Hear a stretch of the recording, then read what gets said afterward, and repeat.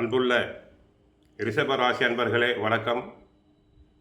இந்த வார ராசி பலன். ரிஷப ராசினருக்கு 2 குரு வக்கிரம், 4 கேது,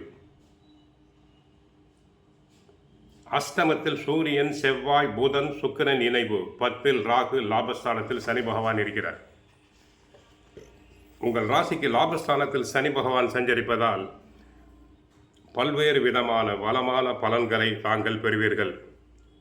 தற்போது உங்களுக்கு அஷ்டமத்தில், அதாவது 8ஆம் இடத்தில் சஞ்சரிக்கக்கூடிய சூரியன், செவ்வாய் வரும் 14ஆம் தேதி முதல் பாக்யஸ்தானம் செல்கிறார்.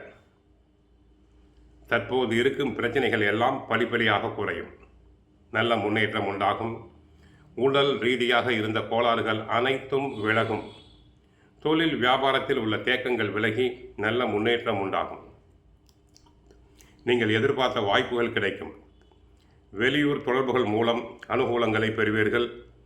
வேலையாட்களின் ஒத்துழைப்பு மிக சிறப்பாக இருக்கும். உத்தியோகத்தில் இருப்பவர்கள் தங்கள் வேலையில் திறம்பட செயல்பட்டு நல்ல பெயரை பெறுவீர்கள்.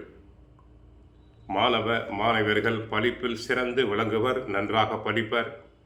போட்டித் தேர்வுகளில் வெற்றி பெறுவர். சிலர் உயர்கல்விக்காக அயல்நாடு செல்லலாம். அரசு வேலைக்கு முயற்சி செய்வோருக்கு நல்ல விதமான செய்திகள் வரும். பணவரவை குறிக்கும் 2ஆம் இடத்தில் குரு அமர்ந்திருக்கிறார். அவர் அஷ்டமாதிபதி என்றாலும் கூட லாபஸ்தானத்துக்கும் உரியவர் என்பதால் நிதி வசதிகளில் எந்த பின்னடைவும் இருக்காது. இருந்தாலும் திட்டமிட்டு செலவு செய்யுங்கள். கொடுக்கல் வாங்கல் சிறப்பாக இருக்கும். ஐடி துறையில் உள்ளவர்களுக்கு நன்மைகள் பெருகும். பண வரவுகள் பெருகும். பத்திரிகை துறையில் எதிர்பார்த்த பதவி உயர்வு உண்டு. அஷ்டமத்தில் உள்ள சுக்கிரன் நன்மைகளை செய்வார். அவர் ராசியாதிபதி என்பதும் ஒரு காரணம். 8க்குரிய குரு 2ஆம் இடத்தில் இருக்கிறார். 8ஆம் இடத்தை பார்க்கிறார். வாரத்தின் துவக்கத்தில் பாக்யஸ்தானத்தில் அமரப்போகும் புதன் பகவான் சகல நன்மைகளை தங்களுக்கு வாரி வழங்குவார். சகல சௌபாகியம், ஐஸ்வர்யம் அனைத்தையும் பெறுவீர்கள். எண்ணியதை எண்ணியபடி முடிப்பீர்கள்.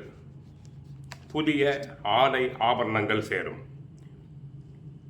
பயணங்களில் எச்சரிக்கையாக இருங்கள். வண்டி வாகனம் ஓட்டும்போது கவனம் தேவை. 8ஆம் இடம் வலுவாக இருப்பதால் எதிர்பாராத தொல்லைகள் வந்து சேரலாம். எதிலும் முன் யோசனை தேவை. சுகஸ்தானத்தில் கேது 4ஆம் இடத்தில் இருப்பதால் தாயாரின் உடல் நலனில் கவனம் தேவை. வண்டி வாகனங்கள் அவ்வப்போது பழுதடையலாம். சொத்து பத்திரங்களில் பிரச்சனை இல்லாமல் பார்த்து கொள்ள வேண்டும். கோவிலுக்கு சென்றால் மகாலட்சுமி தாயாரை வழிபடுங்கள். நன்மைகள் பெருகும். வாழ்க வளமுடன். மங்களம் உண்டாகட்டும்.